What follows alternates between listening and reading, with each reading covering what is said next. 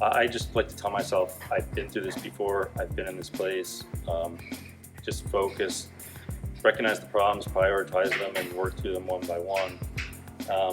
Either that, or you got to know when to walk away and get some sleep, because oftentimes when you come back in the morning, the problems have boiled down to something simpler, they've resolved themselves, or there's just some new outlook or new something.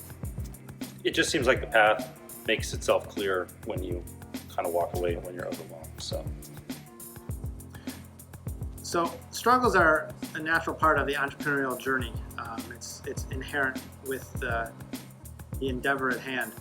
One of the keys to overcoming those struggles is first a positive attitude, that you're going to have setbacks, you're going to have failures, and you will have to have faith in yourself to be able to find the best solution forward.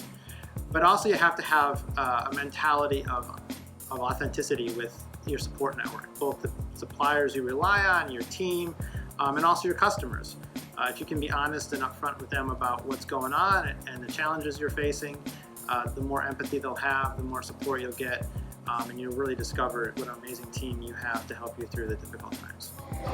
As my journey continues, I've learned that it's really important to head up problems as they come, and I think that's pretty obvious. But then I've learned, as I get older and I get more evolved within myself and my business, to slow down and take a step backwards. And a lot of times when I'm dealing with a problem for a good amount of time, it could be an hour, it could be half a day, it could be 2 days, what I'll do is I'll stop and I will leave it alone, and I will go home and I will completely decompress, sometimes just sleep on it, and it might just be sitting home and realize, there the answer comes, and I'll come in the next day and I'll solve it, almost in a fraction of the time that I spent trying to solve it before, because I was frustrated. So I think the problems are going to come, and it's not if they come, it's when they come.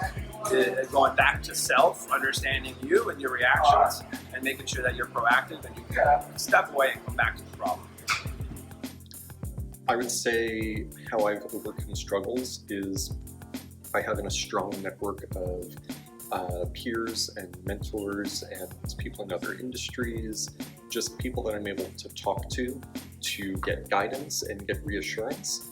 And honestly, just remembering that owning your own business every day is awesome and terrifying at the same time, and that switches every 5 to 10 minutes.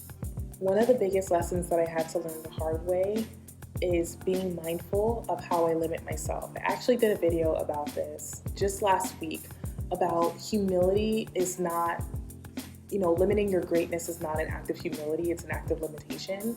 And so when you're an entrepreneur, you have to take care of yourself. You have to sell yourself. You have to make things work. And when you limit yourself, thinking that it's an act of humility, you're actually holding yourself back. And unfortunately, I have learned that the hard way. I've learned that in a variety of different ways.